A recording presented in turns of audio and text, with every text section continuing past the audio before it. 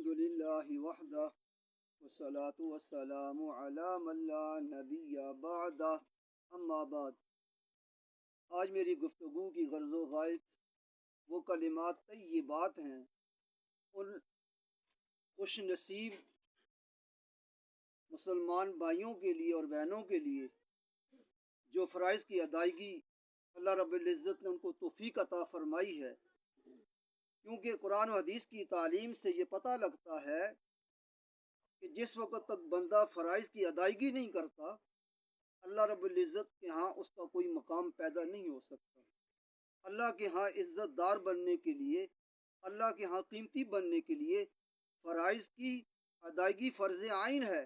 ان اللہ یأمر بالعدل والاحسان، مفسرین فرماتے ہیں اس سے مراد ہے، عدل سے مراد سب سے پہلے لا الہ الا اللہ کی گواہی دینا کہ اللہ تیری ذات، تیری صفات میں کوئی شریک نہیں، تو اپنی ذات میں، اپنی صفات میں وحدہ لا شریک الہ ہے۔ والاحسان سے مراد تمام فرائض کی ادائیگی ہے، نماز کی ادائیگی، رمضان کے روزوں کی ادائیگی، اگر صاحب نصاب ہے، مال ہے تو زکوٰۃ اس پر فرض ہے، اس کی ادائیگی۔ اگر ایسا خوش نصیب شخص ہے جو فرائض کی ادائیگی کر رہا ہے تو ان کے لیے یہ نور علی نور ہوگا۔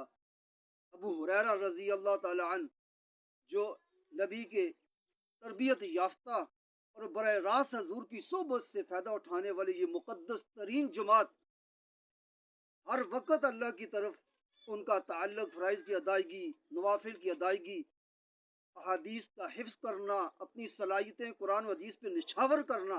اس کے باوجود وہ حضرات سونے سے پہلے 12,000 دفعہ استغفار کی تسبیح کرتے ہیں اور 1,000 بار سبحان اللہ پڑھ کے یہ حضرات سویا کرتے تھے۔ تو عبداللہ بن ابی اوفا رضی اللہ تعالیٰ عنہ فرماتے ہیں کہ جو بندہ لا الہ الا اللہ وحدہ لا شریک لہ احدا صمد لم یلد ولم یولد ولم یکن لہ کفوا احد ایک بار پڑھ لیتا ہے، اللہ پاک اس کو 20 لاکھ نیکیاں عطا فرماتے ہیں۔ وما علینا الا البلاغ۔